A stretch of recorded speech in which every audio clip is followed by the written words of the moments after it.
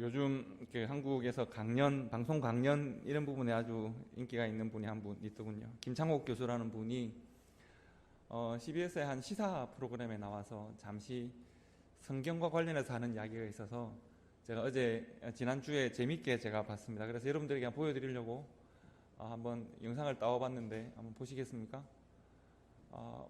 혹시 그 방송이 말이 잘 안 들리면 자막을 보시면서. 성경책에 천지창조를 말씀을 했다. 말씀이 육신이 되어서 온 게 그리스도다. 그래서 인간의 말도 어떤 창조하는 힘이 있다고 확실히 느껴지더라고요. 예를 들어 너무 힘들 때 너무 힘들어요. 나 이거 진짜 내려놔야 될까 봐 라고 했을 때 그래도 당신이 이때까지 해서 우리 집안이 이렇게 온 거다.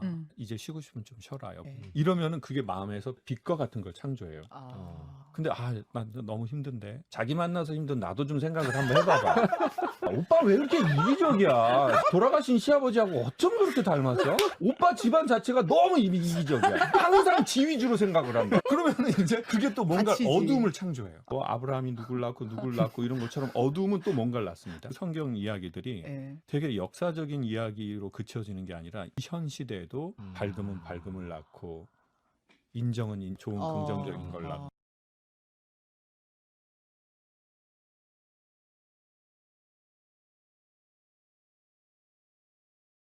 좀 있기도 하고 성경 해석에 문제가 있기도 한데 재밌게 말을 잘 전달하는 힘이 있기는 하고요. 특히 언어의 힘의 관점에서 통찰력과 지혜가 있어서 제가 재밌다고 생각해 여러분들에게 한번 보여드리고 싶었습니다. 여러분 성경에도 보면 그 말의 능력에 대해서 우리가 하는 말의 영향력에 대해서 말에는 지혜가 필요하다 이런 어떤 여러 표현들이 있습니다. 제가 일일이 언급하지 않아도 아마 기억나는 말씀들이 아마 있으실 겁니다. 성경이 사람이 하는 모든 말들을 다 악하다거나 모든 말들을 다 거룩하다거나 하지는 않습니다.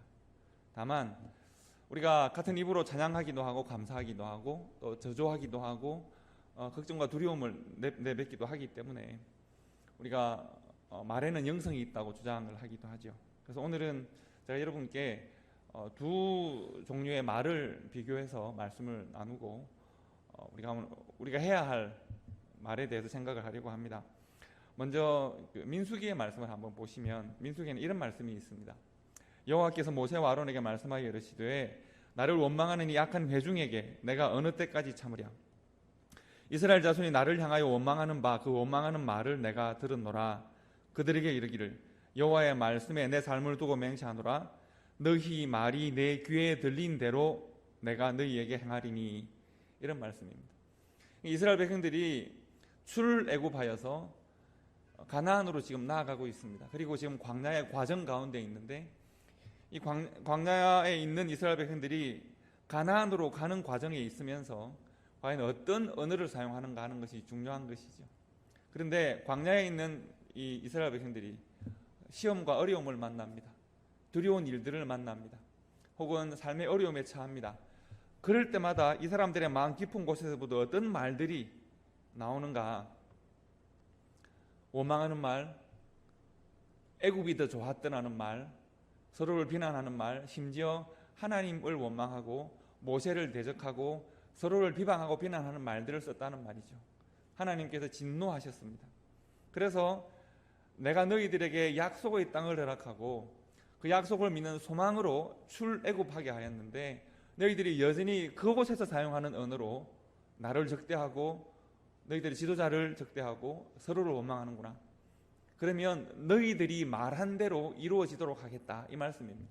너희들의 마음에 있는 걱정과 마음에 있는 염려와 두려움과 모든 분노와 이것을 너희들이 지금 와글거리고 이야기를 하고 있으니까 그 말대로 되어지면 어떻게 되는지를 한번 보자는 것이죠.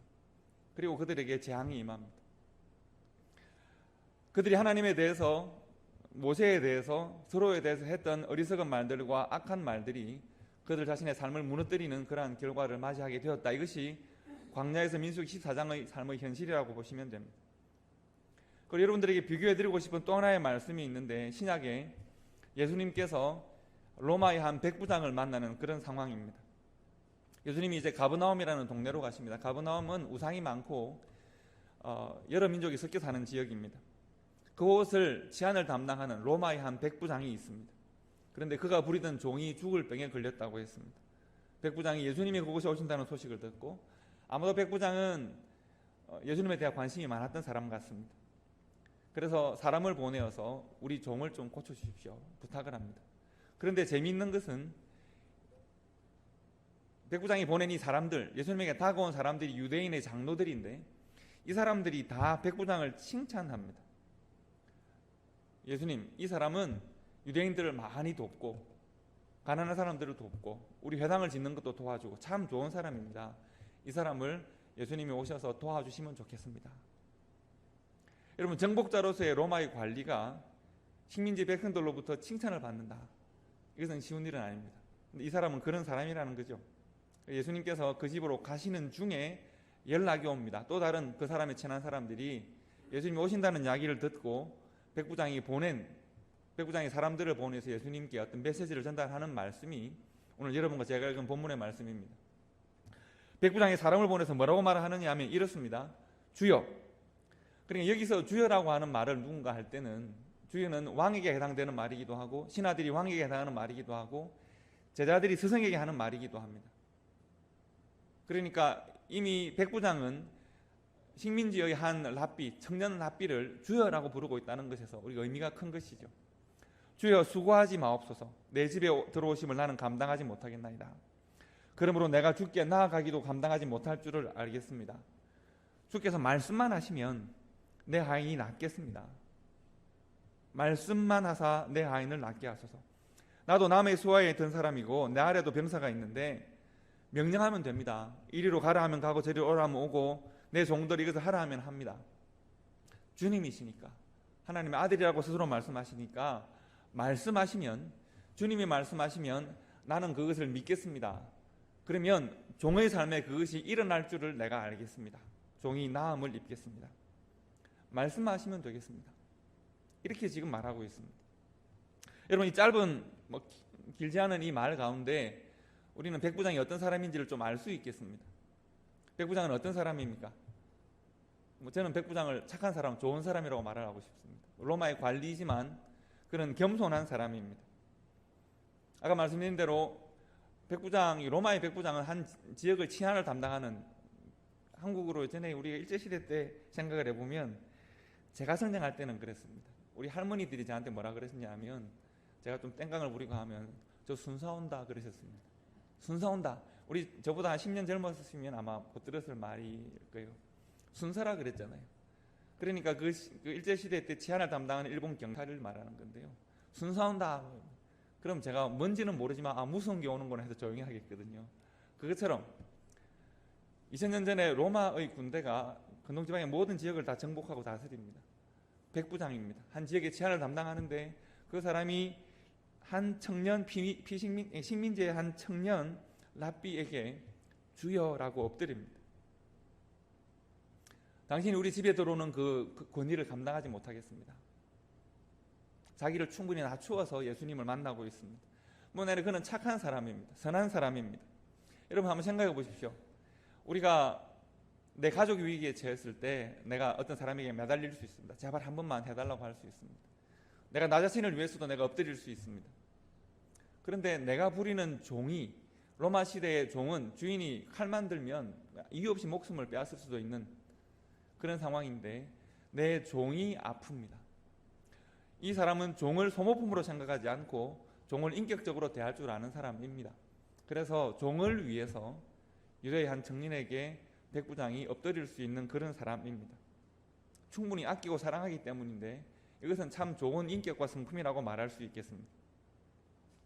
그리고 말을 할 때 이 사람은 지혜롭게 말할 줄 압니다. 입장을 바꾸어서 말할 줄 압니다. 이런 것이죠. 주님, 예수님, 저희 집에 오시는 것을 제가 감당하기 힘들겠습니다. 말씀만 하시면 될 것 같습니다. 왜냐하면 우리도 수하에, 내가 어떤 사람이 수하이기도 하고 내가 수하를 부리기도 하는데 명령하면 굳이 일일이 다 만나서 하지 않아도, 수고하지 않아도 명령으로 모든 것이 다 이루어집니다.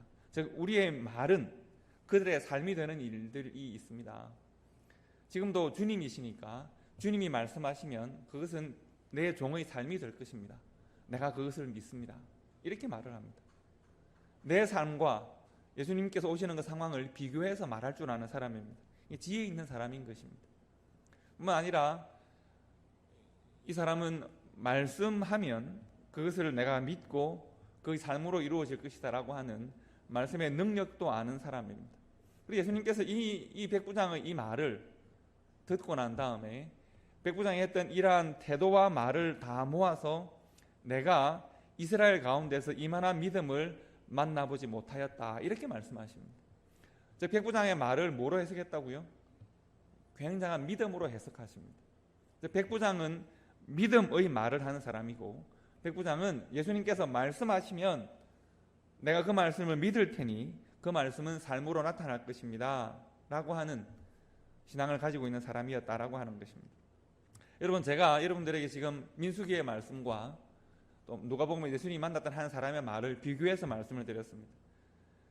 여러분, 이 말의 내용도 비교가 가능하지만 그러나 한번 생각해 보십시오. 민수기는 지금 누구에 대한 말입니까? 누가 했던 말들을 하나님께서 지금 말씀하고 있습니까? 민수기의 말은 이스라엘 백성들입니다. 택함 받은 사람들입니다. 택함 받은 사람들이 어떤 말을 했기에 하나님이 진노하고 계십니까?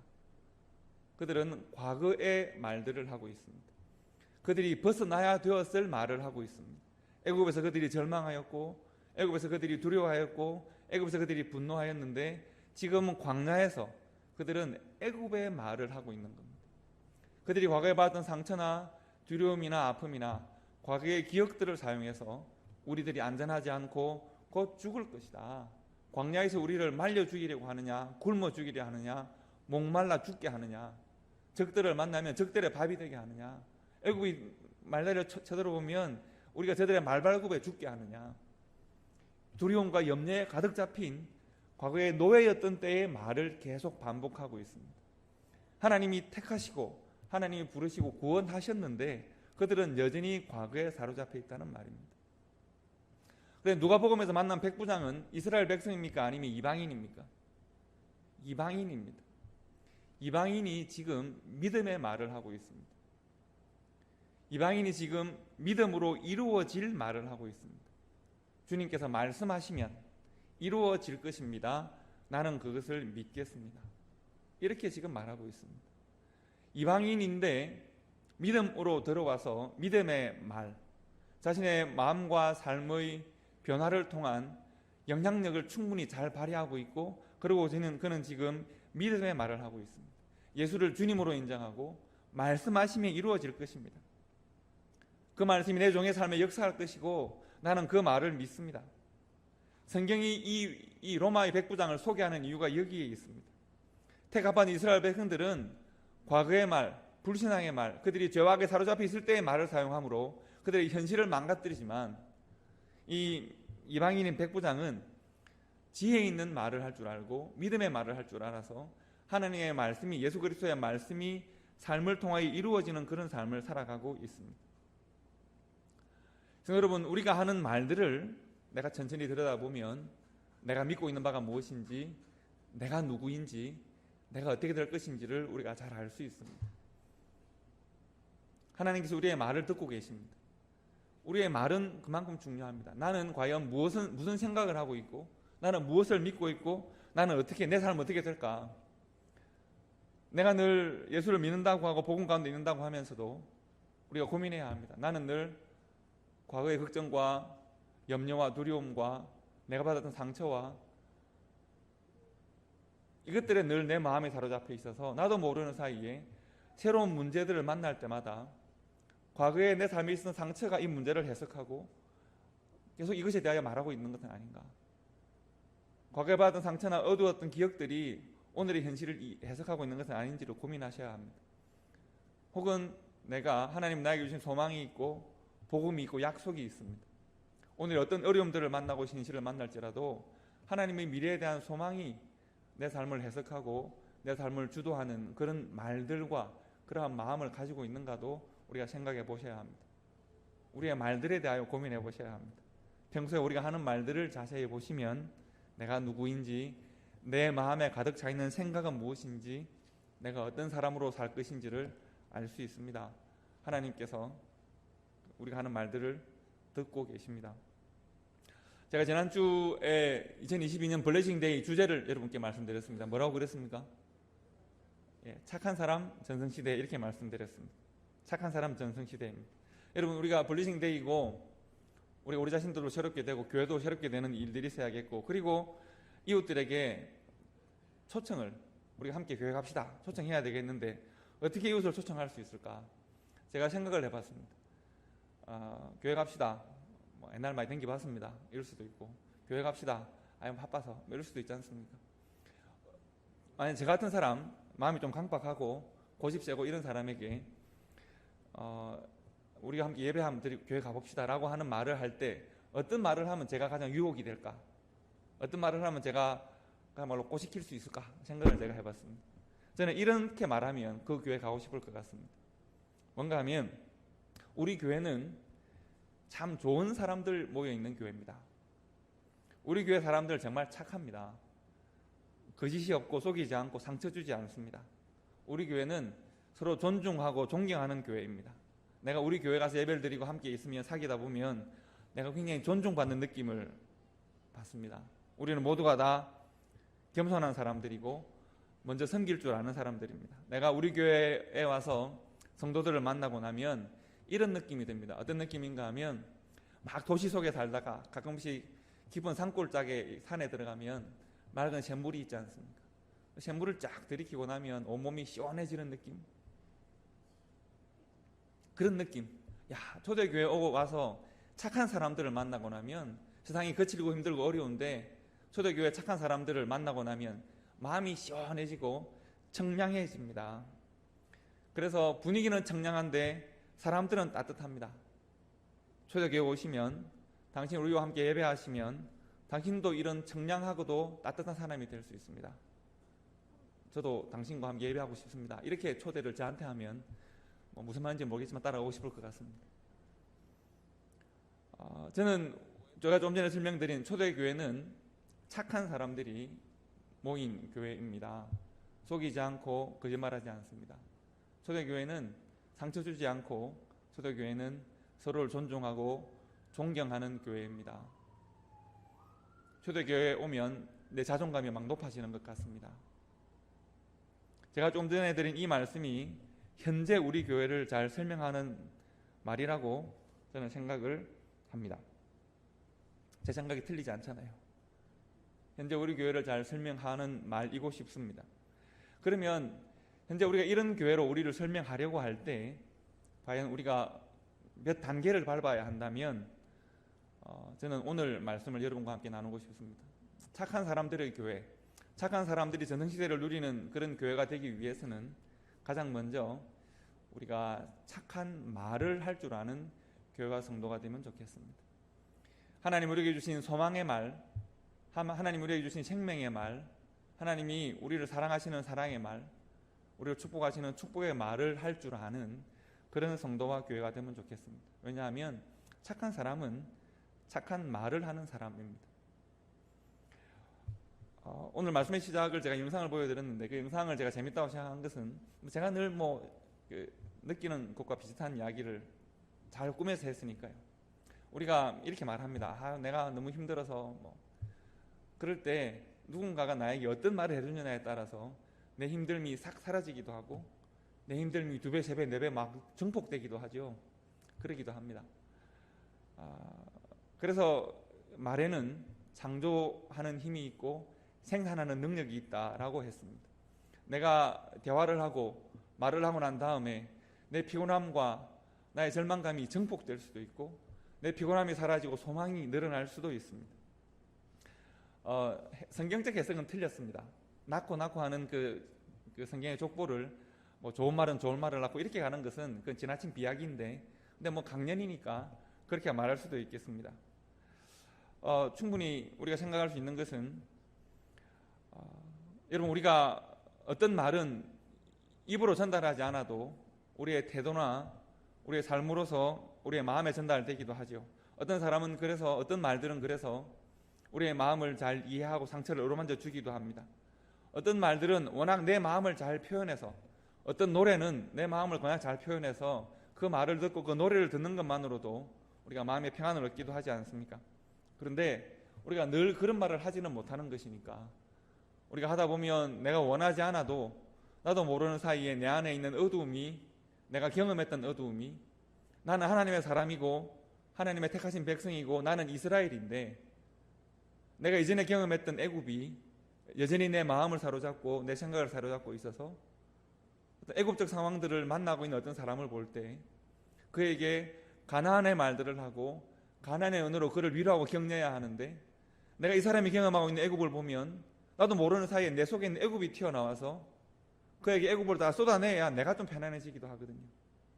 지금 여러분 제가 드리는 말씀을 여러분 아마 이해하실 수 있을 겁니다.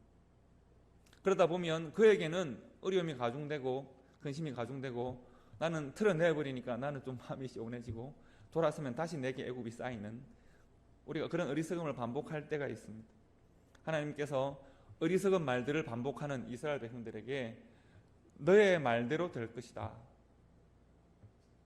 라고 하는 것으로 본을 보여주셨습니다. 어리석은 말들로 살아가는 자들에게 너희들의 말들대로 되면, 너희들의 염려와 걱정대로 되면, 너희들이 사용하는 그 절망의 언어들을 사용하면, 애굽의 언어들을 사용하면 어떻게 될 것인지를 내가 보여주겠다 말씀하십니다. 반면에 소망의 언어를 사용할 줄 알고 믿음의 언어를 사용하고 주님께서 말씀하시면 그대로 될 것을 내가 믿습니다. 예수님은 말씀하시면 나는 그것을 믿을 것이고 종의 삶에는 이루어질 것입니다 라고 하는 소망의 말을 하는 그 사람의 말을 믿음으로 인정하시고 칭찬하시는, 그리고 그 칭찬을 우리들에게 보여주시는 우리 주님의 뜻을 좀 잘 이해하실 필요가 있겠습니다. 하나님은 천지 만물을 말씀으로 창조하시고 사람에게 그 말씀, 언어를 선물로 주셨습니다. 그래서 우리가 언어를 사용해서 하나님과 소통하고 서로 소통하고 기도하고 찬양하고 우리가 하나님께 우리의 마음을 표현합니다. 하나님의 성품을 닮은 착한 말들로 서로를 세우고 격려하고 위로할 줄 아는 그런 교회를 우리 주님께서 기뻐하십니다. 그래서 우리 초대교회는 이제 착한 사람의 전성시대를 만들어가는 그런 교회가 되면 좋겠고, 착한 사람들의 전성시대를 만들어가고자 할 때 먼저 우리가 하나님이 우리에게 주시는 소망의 말들, 새 생명의 말들, 천국의 말들로 서로를 격려하고 세워나가는 착한 말들이 풍성한 그런 초대교회가 되면 좋겠습니다. 바로 그때 우리가 서로를 세워주고 우리가 서로를 만나고 나면 내 마음이 마음껏 높아지고 서로 교제하고 나면 내가 이만큼 하나님의 받는 사랑이 느껴지고 내가 함께 예배하고 나면 마음에 좋은 말들이 가득해서 소망의 말들이 가득해서 세상에 나가 어려움을 만날 때 어려움을 넉넉하게 이길 수 있는 그런 성도와 교회가 될 것 같습니다. 그래서 초대교회는 착한 말들, 착한 마음들, 착한 사람들이 전성시대를 이루고 우리에게 있는 그 넘치는 착한 말들과 착한 마음들을 세상 가운데 증거할 수 있는 우리 초대교회 되시기를 주님의 이름으로 축복합니다. 기도하겠습니다.